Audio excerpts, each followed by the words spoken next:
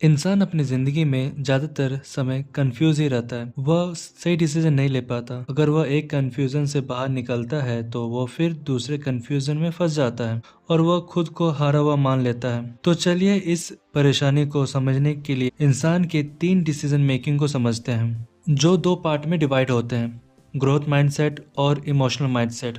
इंसान अपनी जिंदगी में 3 तरह के डिसीजन लेता है: health decision, career decision and relationship decision. जब कभी हम हेल्थ डिसीजन लेते हैं तो हमें ग्रो माइंडसेट के हिसाब से सोचना चाहिए। क्या जो मैं कर रहा हूँ क्या वो हेल्थी है, या क्या जो मैं खा रहा हूँ क्या वो हेल्थी है या नहीं है। जब कभी हम खाने का डिसीजन लेते हैं तो हम ज्यादातर इमोशनल डिसीजन लेते हैं। हम वो खाते हैं जो हमें पसंद आता है, जिसमें बहुत अनहेल्थी फूड शामिल होता है। हेल्थ डिसीजन लेते टाइम हमेशा हमें ग्रोथ माइंडसेट के हिसाब से लेना चाहिए। दूसरा है कैरियर डिसीजन। कैरियर डिसीजन लेते टाइम भी हम बहुत इमोशनल डिसीजन लेते हैं जो हमें नहीं लेना चाहिए। अगर हम कोई जॉब पसंद नहीं आता है तो हम उसे छोड़ देते हैं, जबकि दूसरे कंपनी में भी स्ट्रेस एंड सेम प्रेशर आपको मिलता है। कंपनी चेंज करना सोल्यूशन नहीं होता है। अगर वही हम ग्रोथ माइंडसेट के हिसाब से चले तो हमें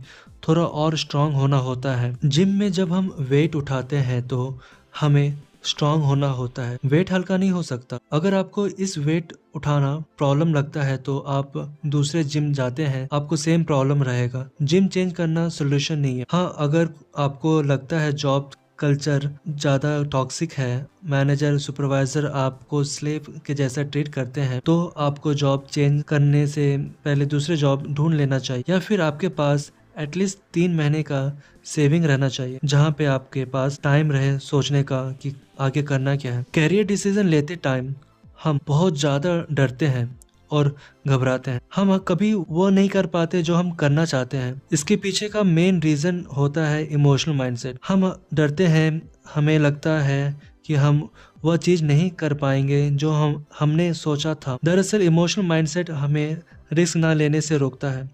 वो हमें अपनी ही कंफर्ट जोन में रहने को कहता है। इमोशनल माइंडसेट कोई गलत चीज़ नहीं है, वो हमेशा सेफ रखने को कहता है और हमें वही चीज़ को दोबारा करने को कहता है जो हम करते आते हैं, but there is know grow there. और तीसरा है रिलेशनशिप डिसीजन। रिलेशनशिप डिसीजन ही एक ऐसा डिसीजन है जहां हम इमोशनल डिसीजन लेना चाहिए। शायद मैं गलत हो सकता हूं, but there is no place of mind while taking relationship decision. हाँ, मैं आपको सतर्क रहने को कह सकता हूँ।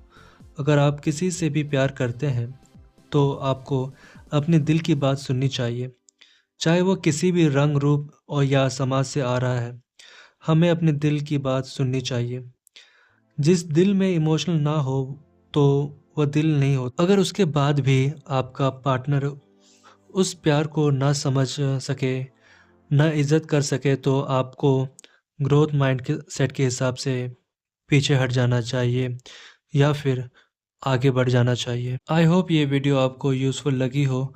आप अपनी ज़िंदगी को सही तरीके से समझ पाएंगे और अपनी लाइफ में सही तरीके का डिसीजन ले पाएंगे। Thank you for watching this video.